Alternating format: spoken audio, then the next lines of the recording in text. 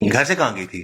School میری بیٹی جا رہی تھی، اچھا 4 دن بعد اس کے پیپر تھے، ٹھیک ہے اسکول گیس لینے جا رہی تھی کہ میری طبیعت خراب تھی تو میری بیٹی نے کہا کہ میں خود ہی چلی جاتی ہوں. ٹھیک ہے. میری بیٹی کہتی کہ میں راستے میں تھی کہ کسی نے مجھے پیچھے سے کپڑا سنگایا ہے اور مجھے مین پہ لے گئے.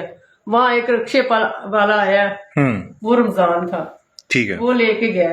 میری بیٹی کو 4-5 بجے ہوش آیا. میری بیٹی نے کہا کہ میرا روزہ ہے اور میں نے اپنے مما پاپا کے پاس جانا ہے.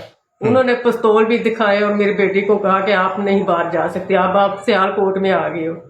ڈراتے رہے، جان سے مارنے کی دھمکی دیتے رہے، جان سے مارنے کی دھمکی دیتے رہے اس کو. ہاں جی، کہتے کہ آپ باہر نہ جاؤ گے تو ہم آپ کو مار دیں گے. تو پھر کتنا عرصہ ان لوگوں نے اس بچی کو اپنے پاس رکھا؟ 7 ماہ.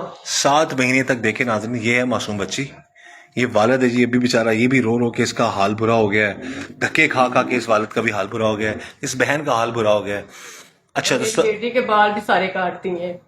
بیٹی کے پورا سر مونڈ دیا بالکل؟ ہاں جی، گنجا کر دیا تھا میری بیٹی کا. نہیں چلے، ابھی تو یہ بال جس کو لڑکوں کی طرح بال آ گئے ہیں. بالکل گنجا کر دیا تھا، پاگل کر دیا تھا میری بیٹی کو، مار مار کر کام کروا کے 7 مہینے تک. ہاں جی، میری بیٹی پہ بہت ظلم کیا ان لوگوں نے، ظالموں نے. ان کو سزا ملنی چاہیے. کیوں نہیں اب تک پولیس پکڑ رہی ان کو؟